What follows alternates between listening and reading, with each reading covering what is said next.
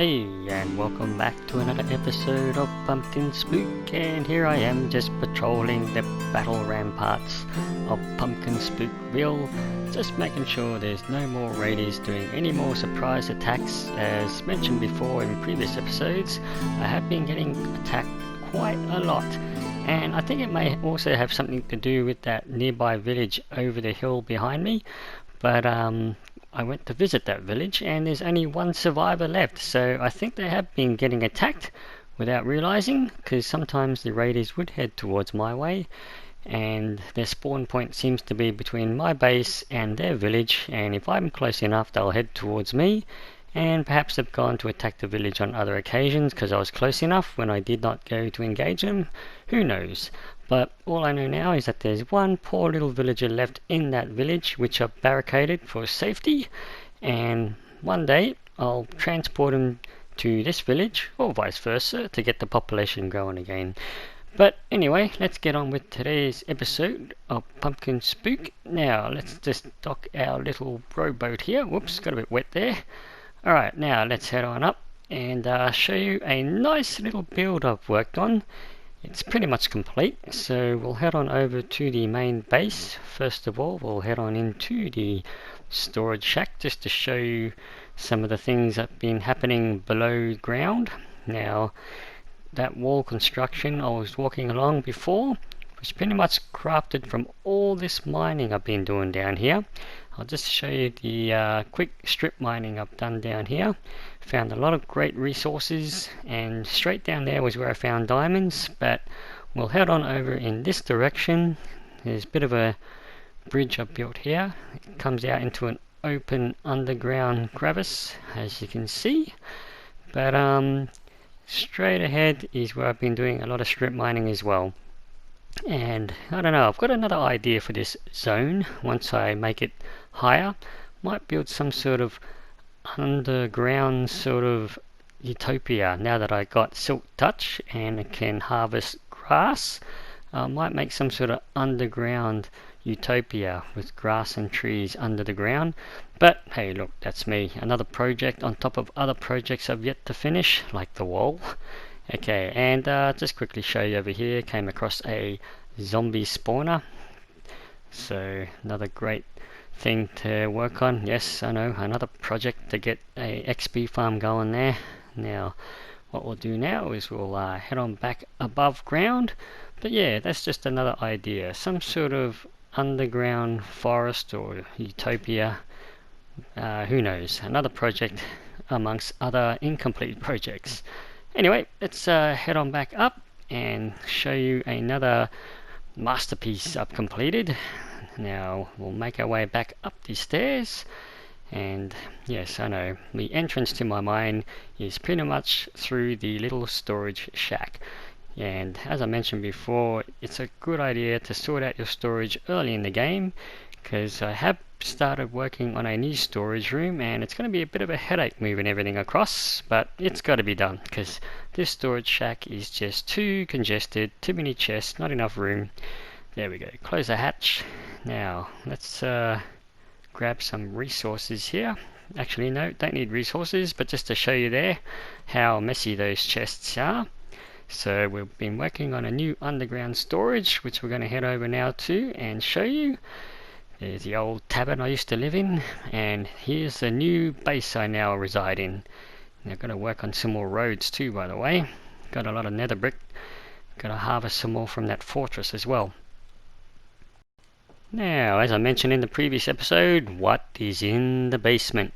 That's right, we're heading below ground to see what we've been working on. And as I mentioned, I've been hiding some glowstones behind some hatches to deal with the light problem, to make things a bit brighter. Doesn't lose too much light behind hatches. Right, so what I'll do here is I'll turn off the HUD so we get a better experience with what I'm going to show you. And turn that off, and here we go. There we have it. What have I been doing with ice? I've been making a mirror reflective floor. Yes, a mirror reflective floor. I mean, it's not something new. It has been done in the early days of Minecraft as well. A lot of people use glass, and I've seen the odd one use ice, which I've opted for, being a snow biome with lots of ice. and being in survival, it's an easier thing to do. Just a bit of hassle with working with light though, because it does melt the ice if it's too close with light source or heat. According to the Minecraft wiki, at this stage, any light source next to ice with a light of 11 or higher will start to melt the ice. So yes, I've raised the light source as far as I can. Now you might see those little speckles of flame falling down there because we're actually right below the fireplace. Alright, so there you go, a nice little reflective mirrored floor using ice. Now basically, depending on how high you make your room, mine is 6 blocks high. So what I've done is I've dug down 6 blocks, but what you need to know for a more realistic effect of reflection is when you count down 6 blocks or however high your room is, include the ice layer or glass layer as one block. Do not just make it an extra layer and then count down from that. A realistic level of reflection. So you can see these pillars have one block and then a stairway. I haven't started with a stairway because if I put a stairway on the ice level, you can actually see the chiseled out bit where it doesn't look as smooth. So that's why I've got the extra block and then the stairs, and then below underneath I'll show you what I've done. We'll just sneak on down. Oops, hang on, I don't think I went this way. Nope, this is the way to get back up. Okay, so we'll just patch that up, and yeah, I'll show you underneath in a minute. But through there is the storage. I've used these hatches as a floor and a ceiling, and yes, I'm finally working out the storage here. A nice little skating rink to get you the storage room, slip and slide on the way down. I've used hatches as another alternate way to get on down if I need to work on more. If I add some more above, I can make that reflective way underneath. And here we go, Stranger Things, we're below the ice layer. And as I mentioned before, I haven't added an extra block below the ice and then the stairway to match the extra block above the ice with the stairway. I've just done the stairway straight away, and that extra block is in the layer of ice. That counts as one level, and then down 6 blocks, well, down 5 blocks including the ice level. So that makes a more true reflective illusion. Now we'll head on back up through our little hidden wall here. Just a temporary measure there to get in and out, so we'll patch that up now. But yes, finally working on that storage room. Let's head on back out to the skating ring. The nice little reflective floor. I love that mirror effect. Yes, so you can use ice or glass, but yeah, when you walk along it, it's not too hard to walk on. Basically you can run and jump along. You'll jump really fast, so travel along pretty fast. Obviously, as you know, a lot of people use ice as roads with a rowboat. But yeah, it's a great room and I love it. It's got a nice effect as I walk along inside that room. Anyway, the night is about to fall, so let's get a quick cat nap and work on other little things of the town of PumpkinSpookville. So a little shut-eye and get on with some chores in the morning. Okay, it's a new day, the sun is shining, and straight ahead along this pathway we're going to start building a new structure. Yes, I know, another project on top of unfinished projects. Yes, I know, I've got to get more of that wall done. There's that project underneath the earth with an underground sort of utopia. More structures to build. It's all building up, isn't it? But it's all going to be worked on, and once we see the end result, then you'll be glad I continued on with all these ideas. Oh, there's a little doggy here stuck in the ice.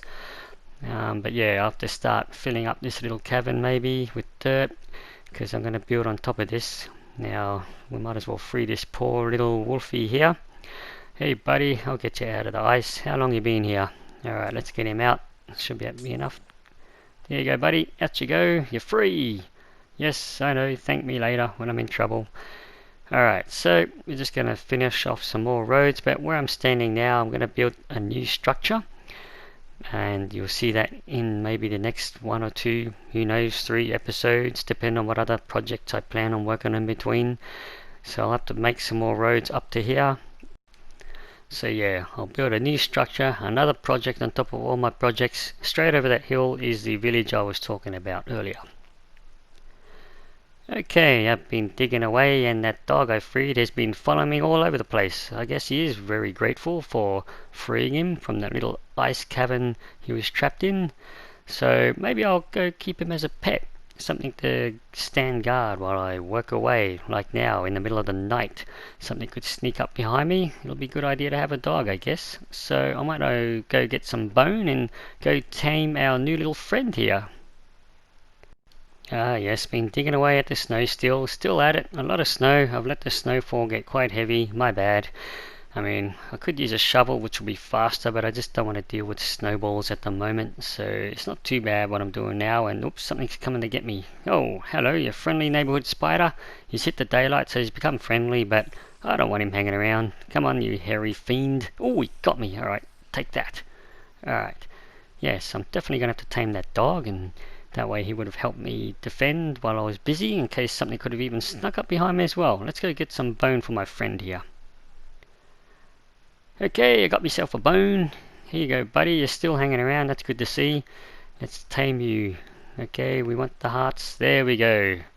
Alright, now we've got a new companion for the town of PumpkinSpookville, amongst other animals in our barnyard from the previous episode. And I've yet to show you what I've done with those parrots from another previous episode. Temporarily they're just hooked up in that tree, that giant tree for now. Anyway, back to digging pathways in snow.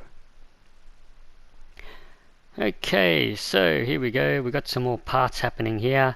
What we're going to do now is build a bit of a stairway up to the...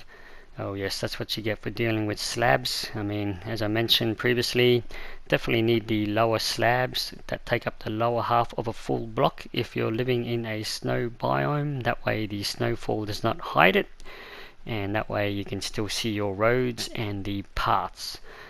Alright, so as you know, I'm using nether brick roads, and the paths that act as paths on either side of the roads. Alright, so now I've got to figure out how to do these stairs. Maybe do some slabs, then we can get the stairs happening here. Yeah, no, maybe. I don't know, that's what you get with slabs, but you definitely need it in a snow biome. Yeah, that doesn't look right. Hang on a minute. What I'll need to do is get rid of these slabs and, yeah, put stairs there. Okay, let's get rid of these.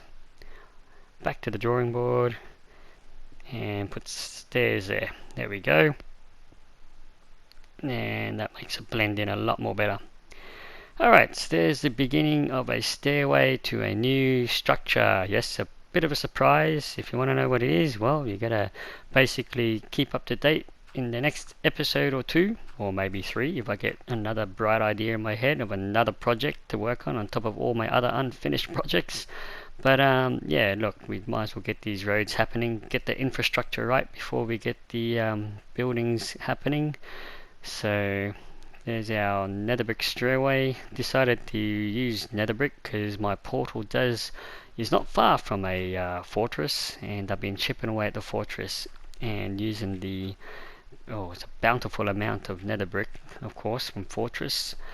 Alright, so we'll just tidy it up a bit here, and knowing me, I'll probably change the style of the stairway rails. For now, I'll probably just use cobblestone as railing for the stairway, but we'll just finish off the slabbing. Alright, so there we go.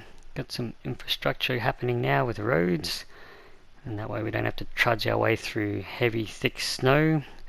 I mean, I could clear all this snow out, but I think I'll take the easy way out, and as I build structures and roads, just build on top of the snow, because you don't have to dig up the snow first. It just puts the slab down straight on top of the snow, as you saw there.